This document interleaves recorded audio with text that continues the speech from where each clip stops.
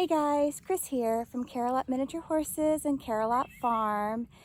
We are quickly approaching the middle of May. It's so hard to believe. We are preparing today for a big rain event, so I have flowers to put in the ground, cardboard to lay on pathways, and I want to start off by giving you a tour of the garden. I want to show you the peas look really good. You know, about a week ago they were nipped by something, and this particular section of plant here was the one that had snapped down below, and I went ahead and I re-threaded it through the fence, and it is doing really well. We still have several blooms, and we even have a few sugar snaps ready to pick. Look at that. Hey shrimps. Yeah, the broccoli plants are doing well. We're beginning to get these little teeny heads, you know, like little broccoli buds. For whatever reason, our plants do not seem to be generating the larger broccoli heads. They just kind of want to go ahead and bolt and send off lots of little guys. So that's a little unfortunate. We still need to figure our broccoli out, but it looks good all in all. The lettuce is beautiful. We've already started picking some lettuce.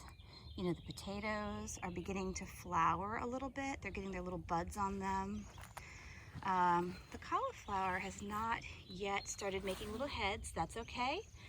It is preparing to do so. It looks very good. And then we have cabbages. The cabbages are all doing great.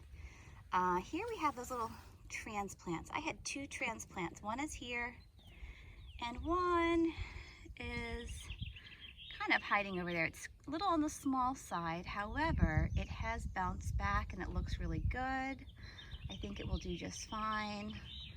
You know, beyond the single row of cabbages, which again are just beautiful, we have our Brussels sprouts. They're growing very nicely. Everything has been fortified with deer netting and or wire fencing to keep the critter out.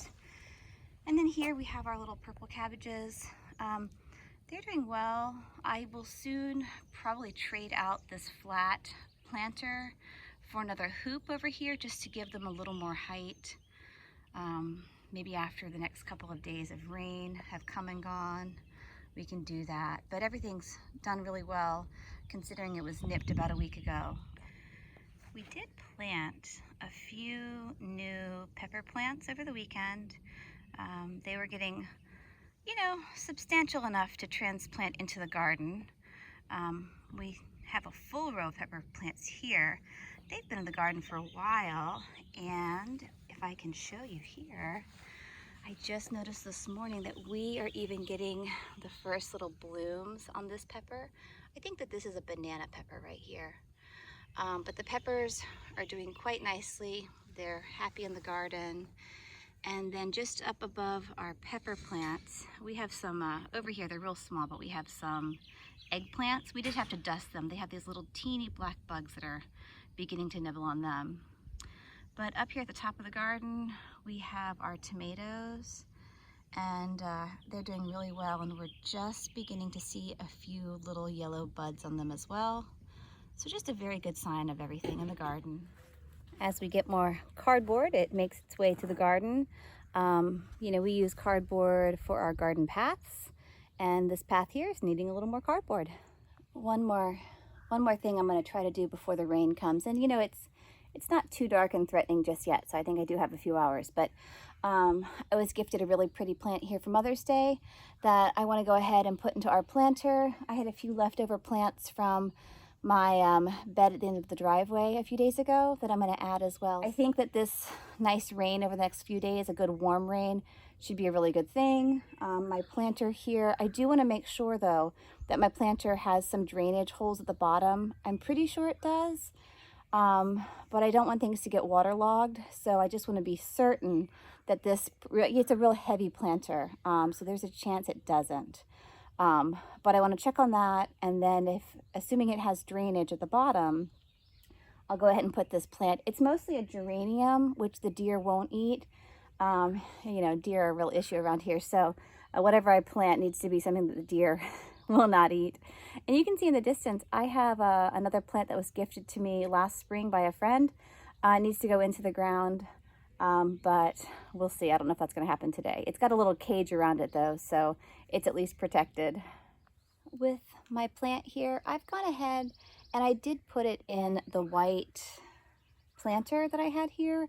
I checked the bottom. It does not have any holes in it though for drainage. I figure this is still better than being in its own little pot. It was a little root bound, but because there's no drainage in this pot, we will just have to watch it. If it gets droopy or starts to kind of turn yellow, I'll want to pull it out of this little planter and find it something else that's a little more better suited to it. But we had something in this pot last summer and it did real well. So I'm hopeful that this little plant won't get too much water, but we'll see. It's worth a shot. In preparation for all of this rain, we're gonna bring in our weekend's worth of tomato transplants. These all came out of the garden. We're gonna bring them into the house though and keep them from getting swamped with all the rain. I ultimately decided to put these little plants right here to add a little more color to this back flower bed.